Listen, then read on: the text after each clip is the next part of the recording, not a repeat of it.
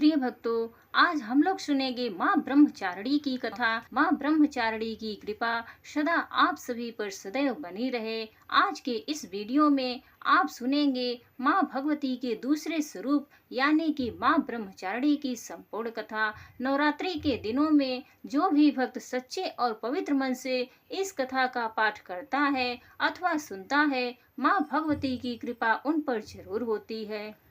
माँ ब्रह्मचारिणी की पूजा नवरात्रि के दूसरे दिन की जाती है। ब्रह्मचारिणी का अर्थ होता है तप का आचरण करने वाली देवी। ब्रह्मचारिणी की पूजा करने वाले भक्त को अपने हर काम में सफलता प्राप्त होती है और वह हर ओर विजय होता है। माँ ने अपने इस स्वरूप में सफेद वस्त्र धारण किए हुए हैं। माँ की दो भुजाओं में से दाहिने भुजा में जप माला और बाएं भुजा में कमंडल है। इनकी पूजा करने से भक्त के अंदर जप और तप की शक्ति बढ़ती है। माँ ब्रह्मचारिणी अपने भक्तों को संदेश देती हैं कि परिश्रम से ही सफलता प्राप्त की जा सकती है। भगवान शिव को पति रूप में प्राप्त करने के लिए माँ ब्रह्मचारिणी ने अत्यंत कठिन तप किया था। शिव पुराण में वर्णन मिलता है कि श्री ब्रह्मा जी के आदेशानुसार भगवान शंकर जी को पति रूप में प्राप्त करने के लिए देवी पार्वती ने कठिन तप किया था। ब्रह्मा जी के आदेश के बाद महर्षि नारद जी ने देवी पार्वती को पंचाक्षर मंत्र यानी कि शिवाय नमः की दीक्षा दी। दीक्षा लेकर देवी पार्वती अपनी सखियों के साथ तपोवन में जाकर कठिन तपस्या में लीन रहने लगी। उनकी कठिन तपस्या का वर्णन शिव पुराण में मिलता है। माता पिता की आज्ञा लेकर देवी पार्वती ने सबसे पहले राजसी वस्त्रों और अलंकारों का त्याग किया।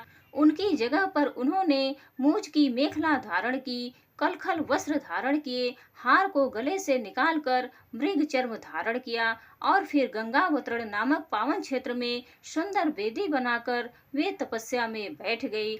अपने मन और सभी इंद्रियों का निग्रह कर सभी इंद्रियों को अपने वश में कर देवी पार्वती ग्रीष्म काल में अपने चारों ओर अग्नि जलाकर बीच में बैठ गई और ऊपर से सूर्य के प्रचंड ताप को सहन करती हुई वे अपने तप को तपाती रही। वर्षा ऋतु में वे खुले आकाश के नीचे शिखा मंडल पर बैठकर दिन रात जल की धारा से अपने शरीर को सींचती रही। भयंकर शीत ऋतु में जल के बीचों बीच रात दिन बैठकर उन्होंने कठिन तप किया। इस प्रकार निराहार रहकर देवी पार्वती ने पंचाक्षर मंत्र का जप करते हुए सकल मनोरथ पूर्ण करने वाले भगवान सदाशिव के ध्यान में अपने मन को रमा दिया।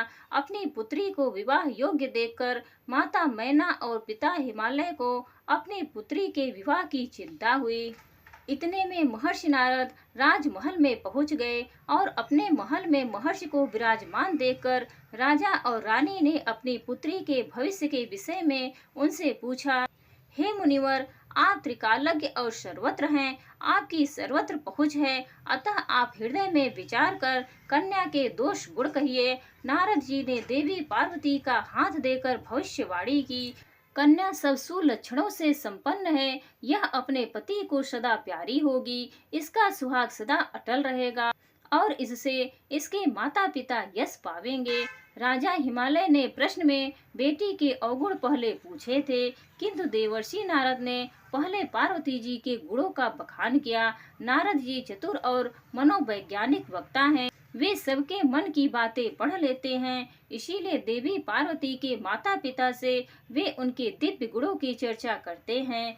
सद्गुणों की एक लंबी सूची नारद जी ने उनके सामने प्रस्तुत की, लेकिन जब देवी पार्वती के पिता ने पूछा, हे देवर्षि, मेरी पुत्री में अगर कोई दोष हो तो वह भी बतला दीजिए।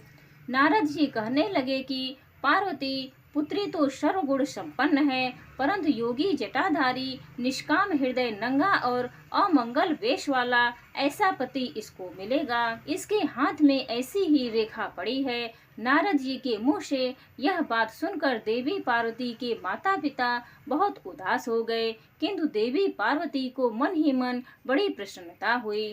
नारद जी ने पार्वती जी के माता पिता को बहुत समझाया कि जिन दोषों का वर्णन मैंने किया है वे सभी शंकर जी में है। और अगर पार्वती जी का विवाह भगवान शंकर से कर दिया गया तो यह दोष भी गुण में बदल जाएंगे। अंत में नारद जी ने माता पिता से यह तक कह दिया कि शिव जी को छोड़कर संसार में आपकी पुत्री के लिए कोई दूसरा वर है ही नहीं।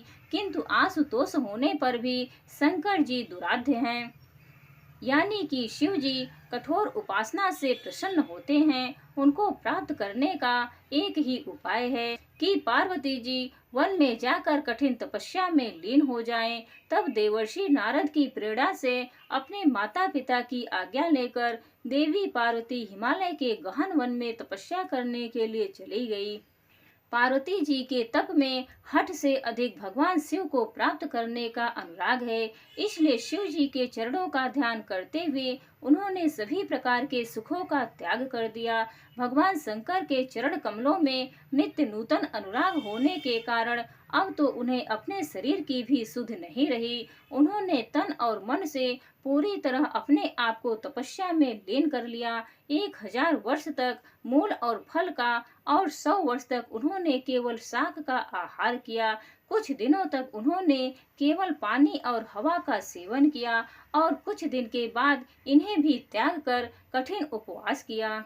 फिर इन्होंने वृक्ष से गिरी हुई बेल की सूखी पत्तियां खाकर 3000 वर्ष बिताए। जब देवी पार्वती ने सूखी पत्तियां भी खाना बंद कर दिया तब उनका नाम पड़ गया अपर्णा। तभी देवी पार्वती की इस कठिन तपस्या को देखकर आकाशवाणी हुई कि हे देवी, तुम्हारे मनोरथ पूर्ण हो गए हैं। अब तुम तप छोड़कर अपने घर जाओ। भगवान शंकर तुमसे मिलने जल्दी आएंगे। इसके बाद एक दिन भगवान शिव ने देवी की तपस्या से प्रसन्न होकर उन्हें दर्शन दिए और उन्हें अपनी पत्नी के रूप में स्वीकार करने का वचन भी दिया। कठिन तपस्या में लीन होने के कारण और सभी प्रकार के सांसारिक सुखों का त्याग करने के कारण ही माँ के इस रूप की पूजा की जाती है। माँ ब्रह्मचारिणी की पूजा करने से सभी प्रकार के सुख समृद्धि की प्राप्ति होने के साथ ही सारे मनोरथ भी पूर्ण हो जाते हैं। प्रेम से बोलिए जय ब्रह्मचारिणी माता की। प्रिय भक्तों, अब आइए सुनते हैं माँ वैष्णो देवी की कथा। हंसाली नामक गांव में माँ वैष्णो देवी के परम भक्त श्रीधर रहा करते थे। वह निसंतान होने से दुखी थे।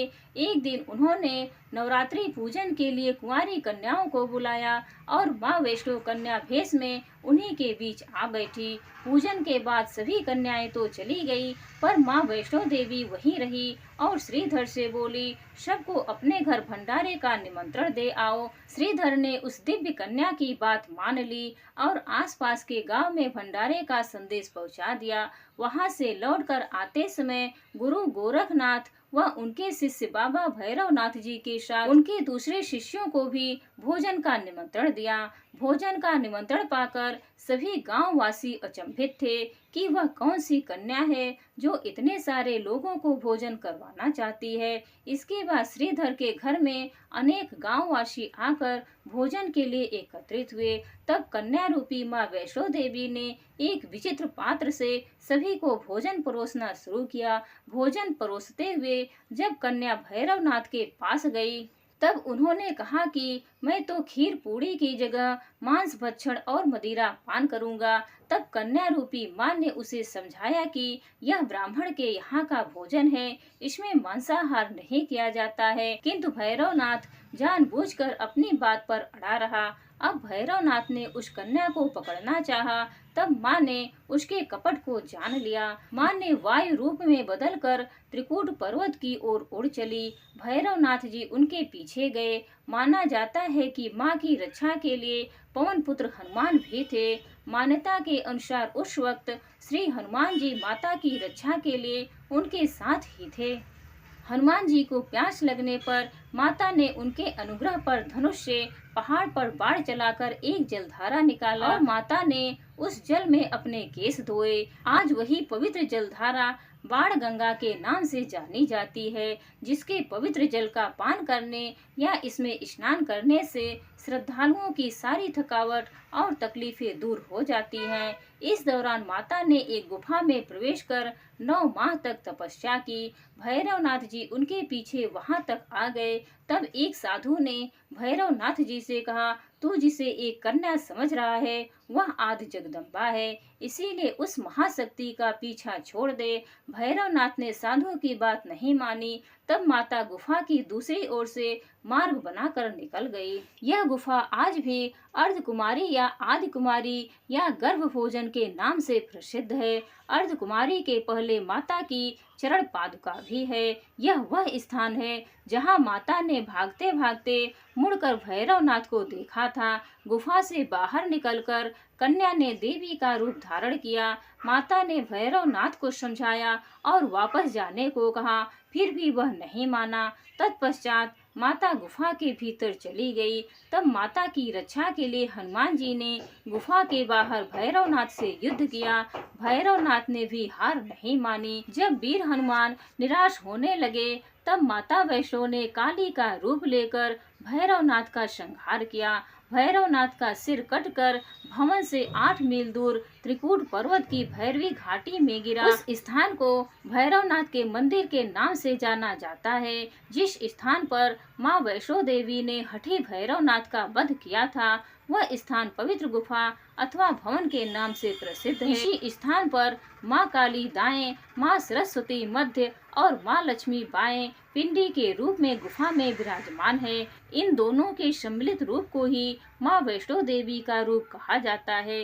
कहा जाता है कि अपने वध के बाद भैरवनाथ को अपनी भूल का पश्चाताप हुआ और उसने माँ से क्षमा दान की भीख मांगी। माता वैष्णो देवी जानती थी कि उन पर हमला करने के पीछे भैरवनाथ जी का प्रमुख इच्छा मोक्ष प्राप्त करने की थी। उन्होंने न केवल भैरवनाथ जी को पूर्व जन्म के चक्र से मुक्ति दिलाई बल्कि उन्हें वरदान देते हुए कहा, हे भैरवनाथ, मेरे दर्शन तब तक पूरे नहीं माने जाएंगे जब तक कोई भक्त मेरे बाद तुम्हारे दर्शन नहीं करेगा। उसी मान्यता के अनुसार आज भी भक्त माता वैष्णो देवी के दर्शन करने के बाद 8 किलोमीटर की खड़ी चढ़ाई कर कर भैरवनाथ जी के दर्शन को चाहते हैं। इसी बीच वैष्णो देवी ने 3 पिंडी सिर सहित एक चट्टान का आकार ग्रहण किया और सदा के लिए अंतर्मग्न हो गई।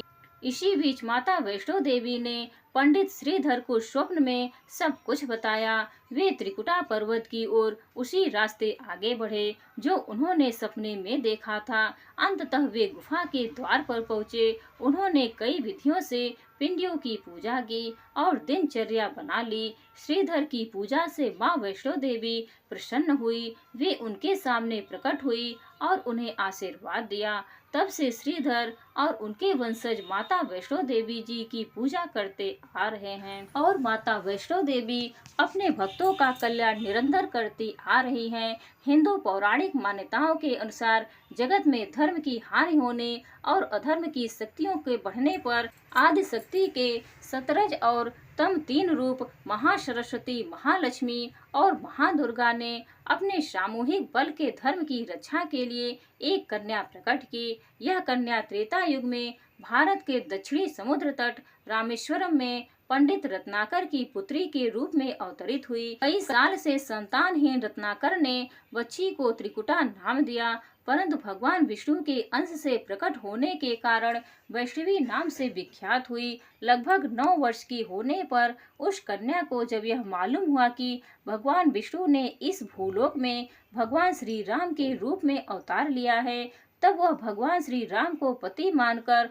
उनको पाने के लिए कठोर तप करने लगी। जब श्री रामचंद्र जी सीता हरण के बाद सीता जी की खोज करते हुए रामेश्वरम पहुँचे, तब उन्होंने समुद्र तट पर ध्यान मग्न कन्या को देखा। उस कन्या ने भगवान श्री रामचंद्र जी से पत्नी के रूप में स्वीकार करने को कहा। भगवान श्री रामचंद्र जी ने उस कन्या से कहा कि उन्होंने इस जन्म में सीता से विवाह कर एक पत्नी व्रत का प्रण लिया है, किंतु कलयुग के बाद मैं कल्कि में अवतार लूंगा और तुम्हें अपनी पत्नी के रूप में स्वीकार करूंगा। इस समय तुम हिमालय स्थित त्रिकूट पर्वत की कंदरा में जाकर तप करो और भक्तों के कष्ट और दुखों का नाश कर जगत कल्याण करती रहो। जब श्री रामचंद्र जी ने रावण के विरुद्ध विजय प्राप्त किया, तब माँ ने नवरात्र मनाने का निर्णय किया। इसीलिए उक्त संदर्भ में लोग नवरात्र के 9 दिनों की अवधि में रामायण का पाठ करते हैं। श्री रामचंद्र जी ने वचन दिया था कि समस्त संसार द्वारा माँ वैष्णो की स्तुति की जाएगी और त्रिकुटा वैष्णो देवी के रूप में प्रसिद्ध होगी और सदा के लिए अमर हो जाएगी। प्रेम से बोलिए जय माता वैष्णो देवी, जय भैरवनाथ बाबा की। प्रिय भक्तों, अब आइए सुनते हैं माता रानी की दूसरी कथा। एक राजा और एक रानी थे। बहुत दिनों तक उनकी कोई संतान नहीं हुई। कई जप तप करने के बाद कई सालों बाद उन्हें एक संतान की प्राप्ति पुत्र रूप में हुई। अब राजा और रानी बहुत खुशी से अपना राजपाट संभालने लगे। कई दिनों तक ऐसा चलता रहा। देखते देखते पुत्र 4-5 साल का हो गया। एक दिन की बात है, रानी दोपहर में बच्चे के साथ सो रही थी और बच्चे की नींद खुल जाती है। वह उठकर बाहर की ओर जाने लगा। क्योंकि उसे बाहर जाने नहीं दिया जाता था, तो वह माँ को सोता देखकर उसके मन में बाहर जाकर अपनी उम्र के बच्चों के साथ खेलने की इच्छा हुई और वह छिपकर बाहर चला गया। वह खेलते खेलते बहुत दूर चला गया और वह किसी दूसरे गांव में जा पहुंचा। इधर जब रानी की नींद खुली तो वह बच्चे को अपने पास ना देखकर बहुत हैरान हुई। फिर बच्चे की खोज भी शुरू की गई। बहुत प्रयास करने के बाद भी सफलता हासिल नहीं हुई, अर्थात बच्चा नहीं मिला। अब राजा रानी फिर से दुखी हो गए। अब वह बच्चा उस गांव में एक ग्वाले के घर पहुंचा। तो ग्वाले ने उससे पूछा, हे पुत्र, तुम कहाँ से आए हो? तो वह बच्चा अपने बारे में कुछ बता नहीं सका, क्योंकि वह बहुत छोटा था। उसे कुछ पता नहीं था। वह केवल बच्चों के साथ खेलते खेलते दूर चला गया था। ग्वाले ने कहा, जब यह बच्चा अपना नाम नहीं बता पा रहा है तो इसे अपने पास रख लो। जैसे तुम्हारे 2 बच्चे हैं वैसे ही यह तीसरा रहेगा। अब इधर वह बालक ग्वाले के बच्चों के साथ घुल मिलकर खेलने लगा और कुछ दिन बीत भी गए।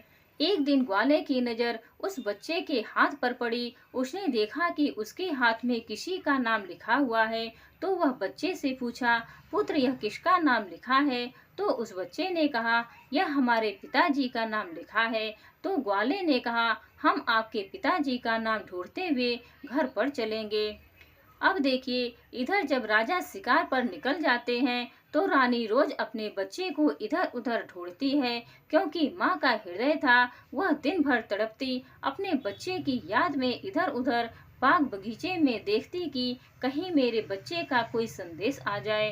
रानी यही सोचती कि इतने दिन बाद एक संतान हुई थी तो मैं लापरवाही में वह भी अपने हाथ से गवा दिया। अब रानी एकदम निराश होकर एक गांव में पहुंची। वहां उसने देखा कि कुछ औरतें मिलकर देवी माता की पूजा कर रही थी। तो रानी भी वहां जाकर बैठकर पूरी पूजा देखती है और पूजा के दौरान माता रानी की कथा को बहुत मन लगाकर सुनती है। पूजा खत्म हो जाने के बाद सारी सुहागनें रानी को प्रसाद देती हैं। तब रानी ने पूछा, बहन, आप किसकी पूजा कर रही हैं? हमको भी बतलाइए। तब सभी सुहागनों ने कहा, हम माँ भवानी, माँ दुर्गा की पूजा कर रहे हैं। माता बहुत ही दयालु हैं। यह अपने भक्तों के संकट को क्षण मात्र में दूर कर देती हैं। बस ध्यान करने वाली बात है कि तब तक आपकी मनोकामनाएं तुरंत पूरी हो जाती हैं।